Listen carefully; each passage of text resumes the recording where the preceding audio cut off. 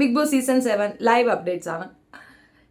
കുറേ നേരം കിട്ടെ നോക്കിയിട്ട് ഞാൻ കുറച്ച് ലേറ്റായി പോയി എഴുന്നേക്കാൻ. പക്ഷേ എഴുന്നേറ്റുടനെ ഞാൻ പോയി നോക്കിയത് ബിഗ് ബോസിൽ എന്ത് സംഭവിച്ചു എന്ന്. പ്രത്യേകിച്ചൊന്നും സംഭവിച്ചില്ല. അങ്ങനെ താങ്ങി ഇങ്ങനെ താങ്ങി എല്ലാവരും നടക്കുന്നുണ്ട്. അക്കൂബറും കൊക്കമ്പറും കൂടെ ചേർന്ന് ആ നെവിനെ ബ്രെയിൻ വാഷ് ചെയ്യുന്നതാണ് കണ്ടത്. പക്ഷെ നെവിൻ നല്ല മറുപടി കൊടുക്കുന്നത് കണ്ടിരുന്നു. അനുമോള് കിച്ചണിൽ കയറി നിൽക്കുകയാണ്. തൂത്തു വരുന്നു, തുടയ്ക്കുന്നു, ക്ലീൻ ചെയ്യുന്നു. അയ്യോ എനിക്ക് വയ്യ, കൊച്ചങ്ങ് മെനക്കെടുക തന്നെ. വേറെ പണിയൊന്നും ചെയ്യാനില്ല എങ്കിൽ അതാണ് നല്ലത്. എവിടെയെങ്കിലും പോയി ഇരുന്നാൽ 100% നൂറ കൂടെ വന്ന് നിൽക്കുമെന്നുള്ള ഉറപ്പാണ്. അവിടേക്ക് നൂറ ചെന്നിട്ടുണ്ട്. നൂറയെ പട്ടി വില കൊടുത്തുകൊണ്ട് മൈൻഡ് ചെയ്യാതെ നിന്നു. എനിക്ക് നിങ്ങളോടൊക്കെ സഹതാപവും സ്നേഹവും മാത്രമേ ഉള്ളൂന്ന്. അസഹതാപമുണ്ടല്ലോ, അതൊരു പോയിൻ്റാണ്. അത് കറക്റ്റായിട്ട് പറഞ്ഞു.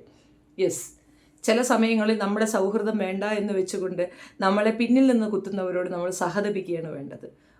മുൻപോട്ടുള്ള കാലഘട്ടങ്ങളിൽ നമ്മളൊപ്പം തന്നെ ചേർത്ത് നിർത്തി എവിടെയോ കൊണ്ടെത്തിക്കേണ്ടിയിരുന്ന സൗഹൃദത്തിനെ പാതി വഴിയിൽ ഉപേക്ഷിക്കേണ്ടി വരുന്നതിനുള്ള ആ ഒരു വിഷമം, സ്നേഹമുണ്ട്, സഹതാപവും കൂടി ഇരിക്കട്ടെ എന്ന്. അപ്പം ഏകദേശം അർത്ഥങ്ങളുടെയൊക്കെ വാക്കുകളുടെയൊക്കെ അർത്ഥം നിങ്ങൾക്ക് മനസ്സിലായില്ലേ?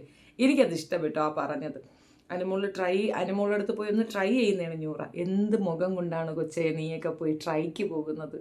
അവളോട് പോയി സംസാരിക്കാൻ എന്ത് യോഗ്യതയാണുള്ളത്? ഈക്വൽ കണ്ടസ്റ്റൻസ് തന്നെയാണ്, അതിന് തർക്കമൊന്നുമില്ല. ഞാൻ അവരുടെ ഓരോരുത്തരും വേറെ വേറെയാണ്. ഒരാൾക്ക് ഭയങ്കര ഹൈപ്പ്, അതൊന്നുമല്ല. അവിടെ ഉണ്ടായിരുന്ന സമയത്ത് അവൾ ഭയങ്കര സ്റ്റാറാണ് എന്നൊരു ബിഹേവിയർ അവർ കാണിച്ചിട്ടില്ല. മിണ്ടാതിരുന്നാലും പോയി മിണ്ടുകയും അതിനെ പരിഗണിക്കുകയൊക്കെ ചെയ്തിട്ടുണ്ട്. ചിലർക്കൊരു ക്യാരക്ടറുണ്ട്. അപ്പോൾ ഇന്നലെ തന്നെ അനുമോൾ പറഞ്ഞൊരു കാര്യമാണ്, എനിക്കെങ്ങനെ ഒരാളടുത്ത് പിണങ്ങിയ പെട്ടെന്നൊന്നും പോയി സിങ്ക് ആവാനൊക്കത്തില്ല. പക്ഷെ അവർ വന്നാൽ ഞാൻ മിണ്ടും. അപ്പോൾ അങ്ങനെ ഒരു ഇനിഷ്യേറ്റീവ് ഇവരുടെ സൈഡിൽ നിന്നാണ് എടുക്കുന്നത്. അതും ചെയ്യരുത് അനു, അത് ചെയ്യരുത്. അതാണ് അവരുടെ ഏറ്റവും വലിയ ഐഡിയ. എനിക്കും അങ്ങനെ ഒരുപാട് അബദ്ധം പറ്റിയിട്ടുണ്ട്. അതുകൊണ്ട് അവരുടെ ചെയ്യരുത്. മനസ്സ് കല്ലാക്കുക, ആ ഒരു ഭാഗത്തേക്ക് തിരിഞ്ഞു നോക്കരുത്.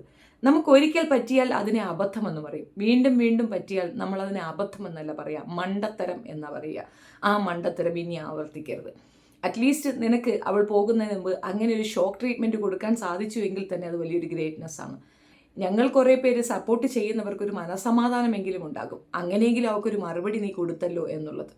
ആദില പുറത്തിറങ്ങി ആദിലയുടെ ആദ്യത്തെ വീഡിയോ പോയി കാണുക. എന്താ, തീർന്ന്, അത്രയേ ഉള്ളൂ. നിങ്ങളെ ഏറ്റവും ഇഷ്ടപ്പെട്ടിരുന്ന ഒരുപാട് പേരുണ്ടായിരുന്നു. ഒരുപാട് പേര് സത്യത്തിൽ ഞാൻ വീഡിയോ ചെയ്യുമ്പോൾ എൻ്റെ കമൻറ്റ് ബോക്സിൽ നിറച്ച് ഈ കുട്ടികൾക്ക് വേണ്ടി സപ്പോർട്ട് ചെയ്യുന്നവരായിരുന്നു. അതിനേക്കാൾ ഉപരി എന്താണെന്നറിയാമോ, പലരും വന്നിട്ട് എന്നെ തെറിയും പറഞ്ഞിട്ടുണ്ടായിരുന്നു. അവരൊക്കെ ഇപ്പോൾ വന്ന് മാപ്പ് എഴുതി വെക്കുകയാണ്, സോറി ഞങ്ങൾ നിങ്ങളെ തെറ്റിദ്ധരിച്ചു എന്ന്. ഒരു കാര്യം മനസ്സിലാക്കുക, നല്ല പോലെ അനുഭവജ്ഞാനം കൊണ്ടാണ് നമ്മൾ ഓരോന്നും പറയുന്നത്. മാത്രവുമല്ല, ഒരു കാര്യം അന്വേഷിക്കാതെ ഒരക്ഷരം ഞങ്ങൾ പറയില്ല. പറഞ്ഞു കഴിഞ്ഞാൽ അതിനകത്ത് ഉറച്ചു നിൽക്കുക. അതിനി എന്ത് വന്നാലും, കാടിളകി വന്നാലും ഭൂമി ഇളകി വന്നാലും ഒരു നിലപാടെടുത്താൽ ആ നിലപാട് തന്നെയാണത്. ഈ കുട്ടികൾ എത്ര നാളുകളായി അവരുടെ കുടുംബത്തെ ആക്രമിക്കുന്നു എന്നറിയാമോ? എത്ര നാളുകളായി ആ കുഞ്ഞുങ്ങൾ കുടുംബത്തെ ആക്രമിക്കുന്നു. നോക്ക്, കാണാൻ എന്ത് ഭംഗിയുള്ള നല്ല പഞ്ചാര കുട്ടികൾ തന്നെയാണ്, ഒരു തർക്കവും ഇല്ല. കാണാൻ എന്ത് ഭംഗിയാ കുട്ടികൾ. സ്വഭാവം നന്നല്ലെങ്കിൽ എന്ത് കാണാൻ കൊണ്ടാമായിരുന്നാലും പ്രയോജനം ഉണ്ടാകൂ? പറയൂ. നമുക്ക് ഈ തായ്ലൻഡിലൊക്കെ കിട്ടുന്ന ഒരു പഴമുണ്ട്, അതിന് പുറത്ത് മുഴുക്ക മുള്ള. അത് തുറന്നു കഴിഞ്ഞാൽ ഒരു പ്രത്യേക സൈസിൽ അതിരിക്കുന്നത് കാണാം. എല്ലാവർക്കും ഭയങ്കര കൗതുകമൊക്കെ തോന്നും. പക്ഷെ അതിൻ്റെ 7 അയലത്തെടുക്കാവില്ല, തീട്ട മണവാ.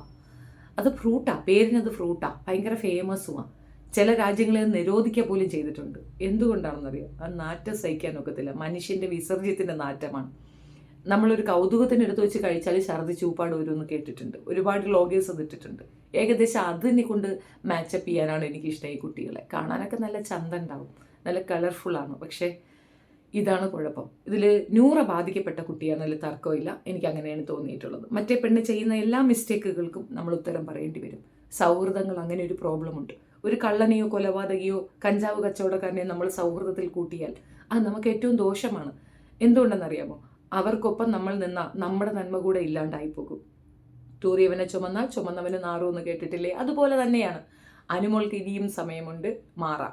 ചിലർക്കൊക്കെ അനുമോൾ ക്രൂക്കഡായിട്ട് തോന്നും. ആയിക്കോട്ടെ, ആ ക്രൂക്കഡ് ആ കുട്ടിക്ക് വേണം. ഒറ്റയ്ക്ക് നിൽക്കുന്നവർ അങ്ങനെ തന്നെ ജീവിക്കണം.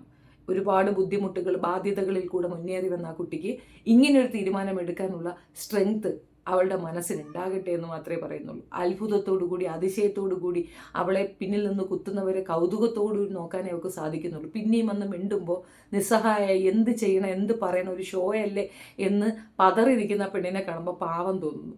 ശൈത്യയുടെ കാര്യം ഞാൻ ഒന്നും പറയത്തില്ല. എന്തുകൊണ്ടെന്നറിയാമോ?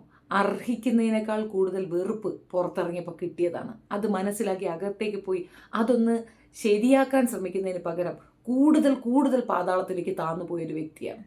അവൾക്ക് ഒരധികാരവുമില്ല ഇവൾ എൻ്റെ കൂട്ടുകാരിയാണ് അല്ലെങ്കിൽ ആയിരുന്നു എന്ന് പോലും പറയാൻ.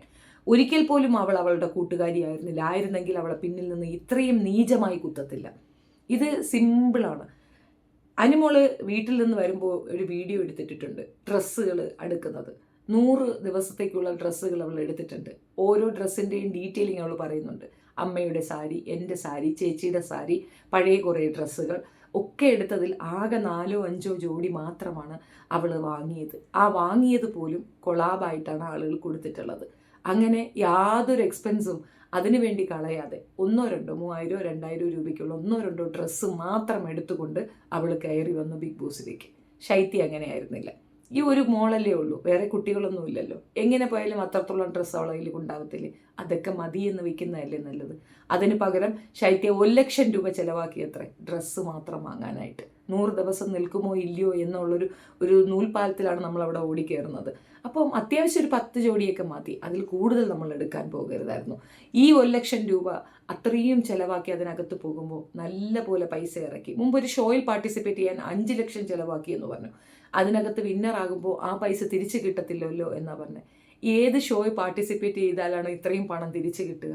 എത്രയോ പേര് ലക്ഷങ്ങൾ ചിലവാക്കിയാണ് ഓരോ പ്രോഗ്രാമിൽ പോകുന്നത്. ഫെയിമാണ് അവരതുകൊണ്ട് ഉദ്ദേശിക്കുന്നത്. ആ ഫെയിമിൽ കൂടെ നല്ല പണം കിട്ടും. ലക്ഷ്മി പുറത്തിറങ്ങി. ലക്ഷ്മി 1 ലക്ഷം രൂപയാണ് ഒരു ഇൻ്റർവ്യൂവിന് വാങ്ങുന്നത്. 1 ലക്ഷം രൂപ ഡിമാൻഡ് ചെയ്ത് അവരെ ഇൻ്റർവ്യൂ എടുക്കാൻ ആരും പോകാറില്ല. പോയവർക്ക് അത്ര വ്യൂവും കിട്ടിയിട്ടില്ല. പക്ഷേ ശൈത്യയുടെ കേസ് അങ്ങനെയായിരുന്നില്ല. ഓരോ ഇൻ്റർവ്യൂവിനും അത്രത്തോളം പൈസ കിട്ടിയേനെ. പോയ പൈസ 10 മടങ്ങ് തിരിച്ചു വാങ്ങിക്കാൻ പറ്റുമായിരുന്നു. കാരണം അനുമോളുടെ എതിരികളെ അത് വീഡിയോ എടുത്തു കഴിഞ്ഞാൽ അതൊരു പ്രിവിലേജ് തന്നെയല്ലേ.